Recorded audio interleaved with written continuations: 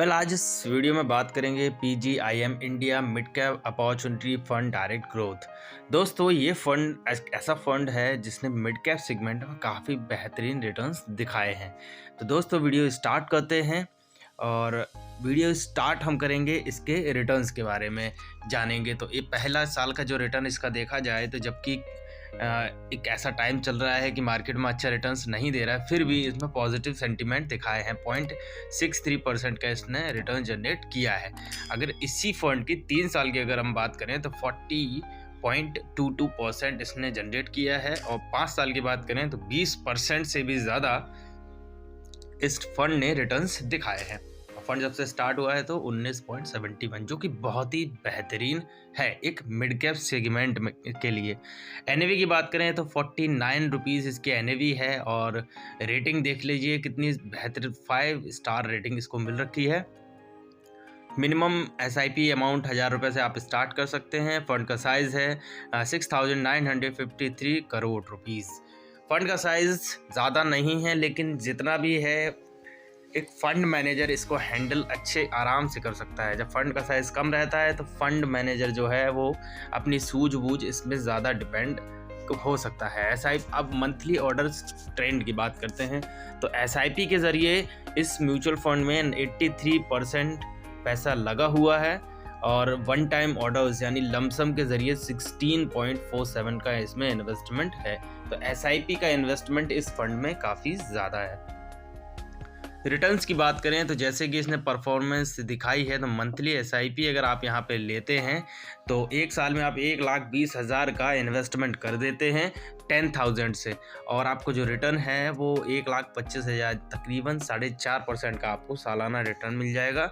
और 3 साल की अगर बात करें तो 65% का रिटर्न इसने जनरेट किया है। यहाँ पे 3,60,000 आपका मिनिमम इन टोटल इन्वेस्टमेंट है और 5,94,000 आपको आपकी मैच्योरिटी अमाउंट मिल रही है।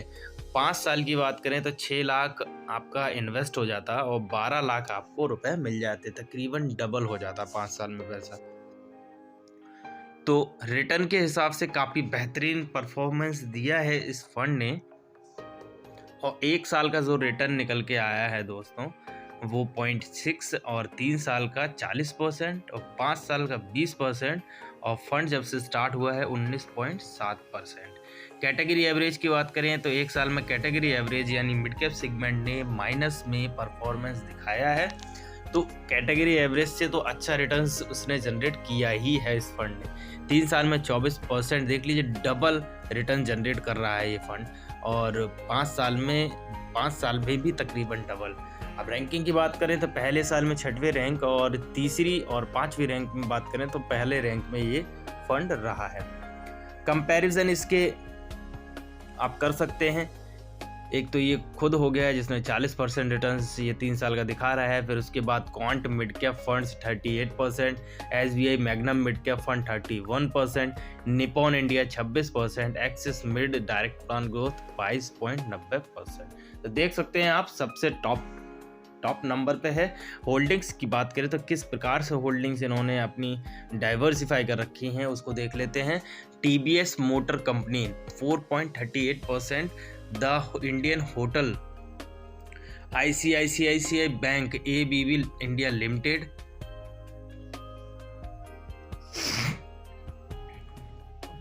वरुणा बेवरेज 3.37, जुबलिएंट फूडवर्क 3.4 और दालमिया भारत 2.99। होल्डिंग्स में जो कंपनियां हैं मिड कैप सेगमेंट की हैं और सारी ही अपनी दिग्गज हैं। ठीक है दोस्तों, तो होल्डिंग्स की तो आपको टेंशन लेने की ज़रूरत है ही नहीं। और क्योंकि ये इक्विटी बेस्ड फंड है तो 93 पैसा इन्होंने इक्विटी में रखा है, बाकी 7.2% डेट में भी कुछ पोर्शन है यहाँ पे। डेट से ये होता है कि आपका थोड़ा रिस्क कवर हो जाता है और जो रिटर्न्स हैं आपके वो ज़्यादा नीचे नहीं जाते, पोर्टफोलियो डाइवर्सिफाई अच्छे से हो जाता है, ये फ़ायदे हो जाते हैं डेट फंड्स के।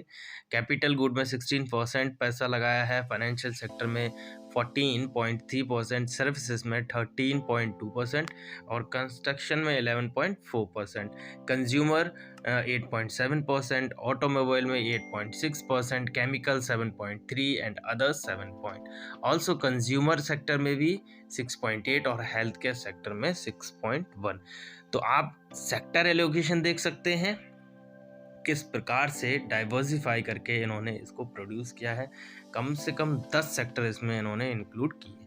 आगे बात करते हैं इसके रिस्क रेशियोज और एडवांस रेशियो के बारे में। तो प्राइस टू अर्निंग रेशियो 35.39 जो कि बहुत ज़्यादा है, और प्राइस टू बुक रेशियो 4.77 ये भी काफ़ी ज़्यादा है। तो इनका जो वैल्यूशन है, कहने का मतलब जो ये फंड है अपने वैल्यूशन से काफ़ी महंगा ट्रेड हो रहा है, तो आज की डेट में इसको काफ़ी हम कॉस्टली मान सकते हैं। और बीटा की बात करें तो बीटा 1 से कम है तो बहुत ही बेहतरीन होता है।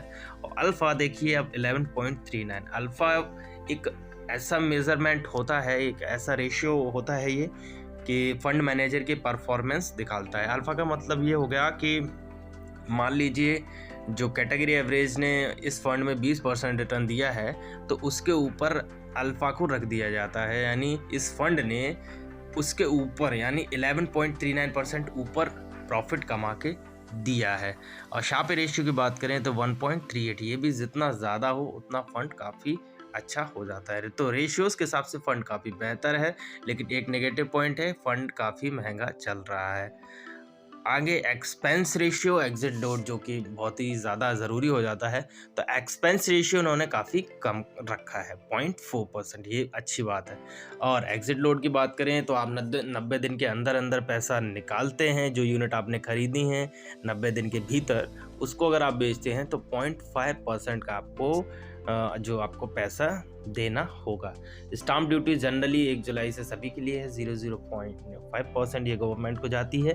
टैक्स इम्प्लीकेशन, क्योंकि ये इक्विटी बेस्ड फंड है तो शॉर्ट टर्म कैपिटल गेन आपको 15% का देना होगा और लॉन्ग टर्म कैपिटल गेन 10% देना होगा आपको। अब इसमें एक रिलीफ दिया है गवर्नमेंट ने कि आपको पहले 1 लाख पे कोई भी टैक्स नहीं देना है in case of long term capital gain. उसके बाद आपको 10% आपको एक फाइनेंशियल ईयर में देना है। फंड मैनेजर की बात करें तो पहले पुनीत, उसके बाद अनुधान नाहा और विवेक शर्मा जी।